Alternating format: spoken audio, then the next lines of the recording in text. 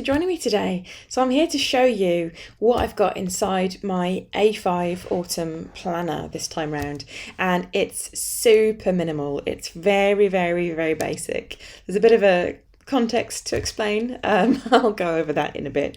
So if you are new to my channel, hi, thank you. My name is Ellie and I'm a complete planner geek.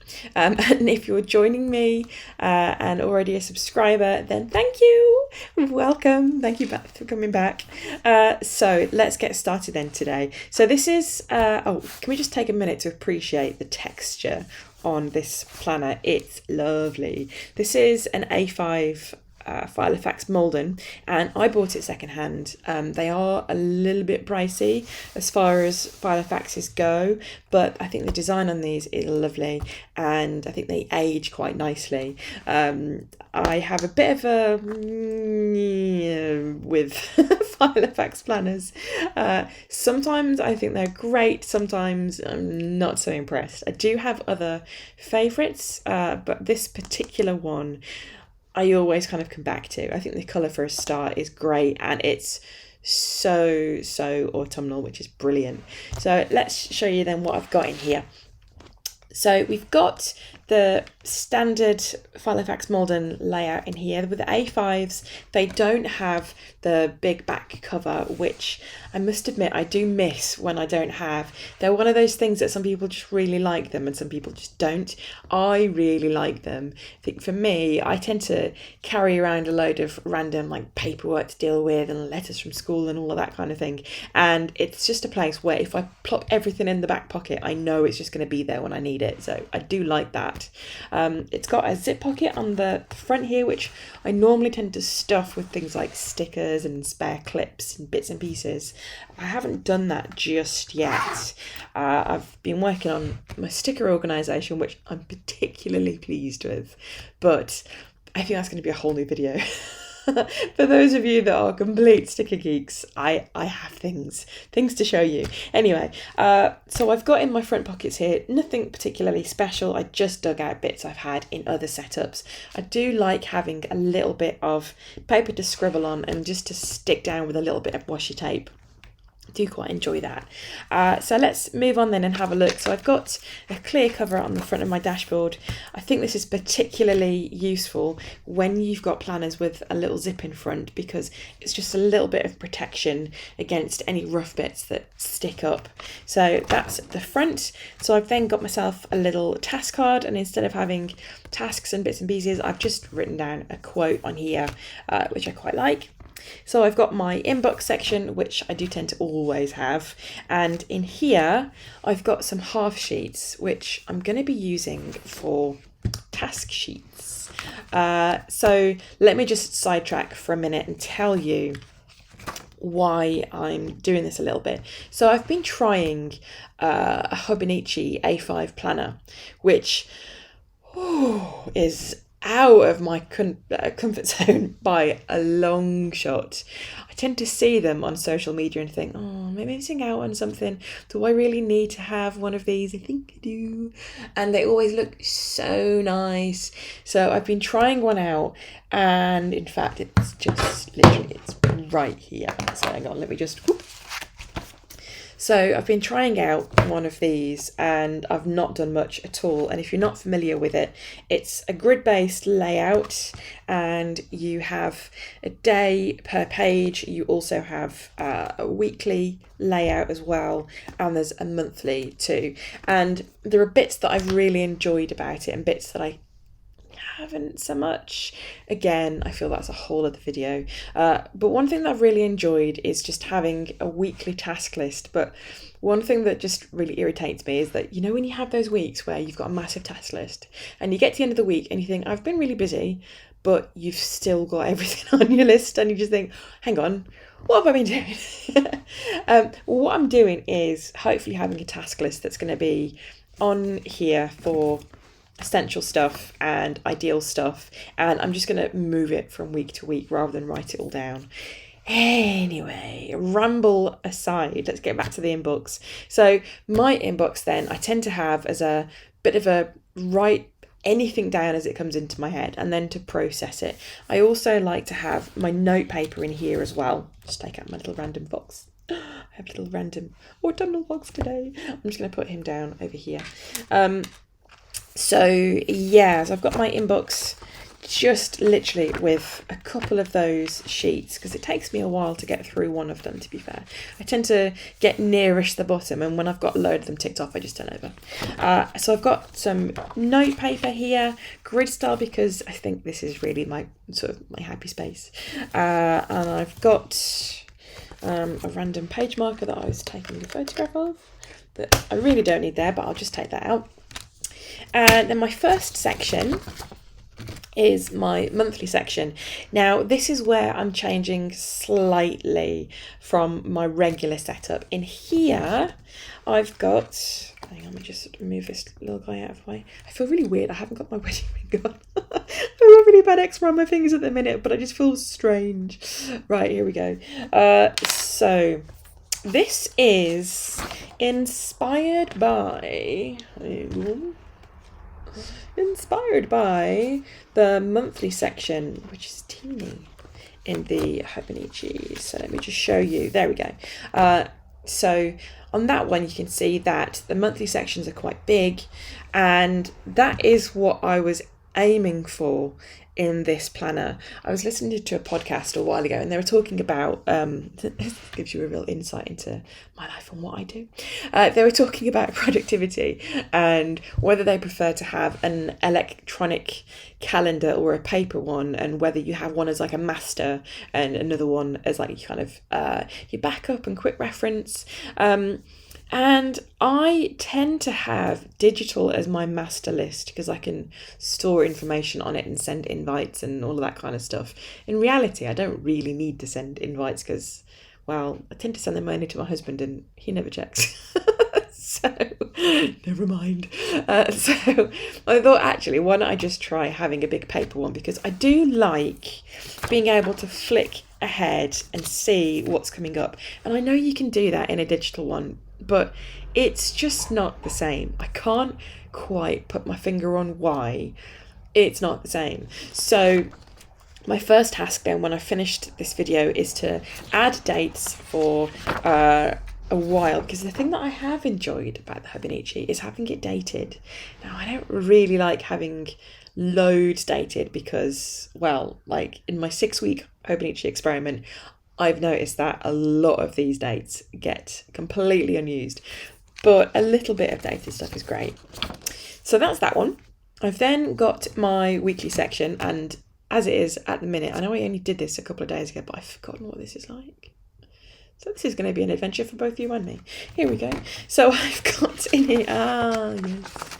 So again, inspired by the Hobonichi layout, which, hang on, let me just flick back to again. Ta-da! Right, so I've seen people do these amazing layouts in these, and some people just ignore the little times that I've got in here. I don't know. I don't know what to think about this, because it's like, if there are times there I feel like I should be using it. I know you don't have to and you can ignore it, but it kind of throws me a little bit. But what I ended up doing, I don't know if there's like a good week I can show you really where I haven't got lots of bits and pieces down that I don't really want to stick on camera because it's got orders and stuff on there. But what I was tending to do was to separate the page and have a column for each day with more or less the same stuff on. So what orders for the shop I'd have to get out for that day, any kind of events, and, well, to be fair, mostly that's what clubs my little girl's got on and where I have to be at certain times to go and pick her up. But then at the bottom, I was using the bottom half of the page for more like shopping and what's coming up next week, that kind of thing. So instead of that, what I thought I'd do was I'd have a bit of a split the difference kind of layout. This is completely different for me. So what I was thinking with this one was having what I'm going to have to eat every day because I'm really trying to just get back on track with cooking and doing all of the bits and pieces that I know I need to do, even though I am exhausted. And my schedule for each day, and just a top 5 tasks, the ones that I really must do. So if I can show you, this is where this should come into it. So I'm going to have one of these sheets, which are a bit of an experiment, but I think it will be pretty good. And I'm going to have one of these in here. So when I come to the start of the week, I'm just going to have my running task list here, just completely cluttered, but the stuff that I really do have to get done. And then on the back it's there, well, if I do get that done and if I get any more time, that's what I'm going to be doing. So I've got some extra space to kind of use in a flexible way, really, whether it's a bit of a journaling or goals or anything really. I might even like just stick some stickers on there or whatever, but basically the rest of it is kind of a free form what you need this week area. I just got a whiff of my candle. I've got an autumn candle on the go, and it smells so nice. And like whenever I don't feel, I'm just gonna nudge up a little bit. There we go. Whenever I don't feel fully autumnal, I just stick the candle on and I'm like, cozy vibes. Right then. So then I have the daily section, which is completely minimal. Let me just take this out and put this in the proper page in a second. It's so minimal. For the daily spread in the Hobonichi, the thing that I did quite like was that it was so open. So I'm going to try and replicate that in here. So I'll just notice my other page marker. Let me put that back in here. So yeah, it was just so open, and I think I do quite like that. I tend to flip between styles quite a lot, and I do like some sort of structure. I like having boxes to separate stuff. I don't like it being completely open and random. But with the daily, I do quite like having the space to do whatever I want. So if I've only got a tiny little bit, even though it's A5, I might just start the next day underneath. So I might just try using this as more of a traditional bullet journaling kind of spread. And I have the imaginatively titled Stuff section at the end, which I'm hoping is going to be, well, for stuff, I suppose. So any kind of random bits and pieces that I either want to steal from a previous planner in time, or any notes that I made that I want to keep around, I'll move from the inbox into the stuff section. I was going to call it personal. But if you've seen any of my other videos, you know that it's like doomed. The minute I label a section personal is the minute it's just there's nothing in there, or there's lots of blank sheets that I'm thinking I'd like to be the sort of person that fills these in. But in reality I might be a bit too busy. So it's stuff. So it's going to be anything in here. At the minute, I've got one of my little vellums in here, which I'm just completely in love with. I love these. I've been experimenting with them for ages, but I use these for either separating sections or for those times when, like this one, this is a sort of designed to be double page spread thing. So I'm just not going to be writing on the front page, and that bugs me. So vellum. So I've got some brain dumps, and then next section, just paper, just for the minute, just to bulk it out a little bit. And I've just remembered that I've got some other vellums in here, which I will take out and put in the start of my monthly and weekly section, because I've just been photographing these so I can stick them in the shop, but that is a completely useless place for them there because no one can see them. Terrible. Okay, so I'll have one in there because that is a side that is just not going to get written on. Whoop. And which one shall I have? I'll have that one in there.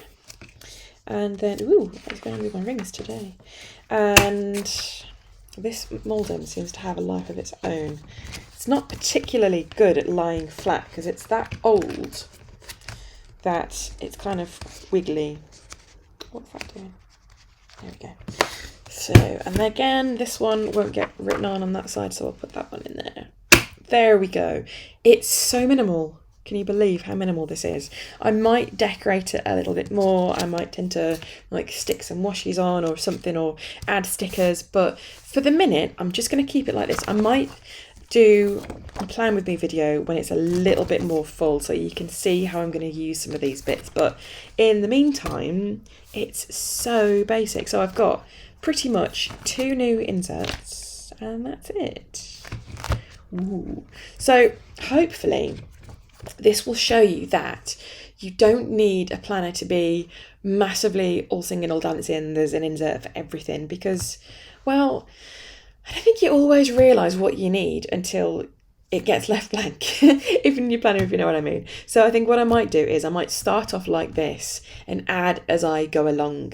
So if you want to join me and see if you can get super basic, what I'm going to do, I'm going to stick the grid paper as a printable on the website. So if you want to get your own copy of that for free and download and print off a load of grid paper and then have a go with me as well and see how you find it, then go to Sort Stuff Out UK, grab yourself that printable and have a go. Right, there is, I keep on saying this, don't I? But there is lots more coming. I'm just about to stick so much stuff in the shop. So if you want more, if you want to see how these work out for you, if you're thinking, oh, I think I might go a little bit autumnal as well, then join me and I'll be posting very, very soon so you can see what I've been up to. Okay, thank you. I'll see you soon. Bye-bye.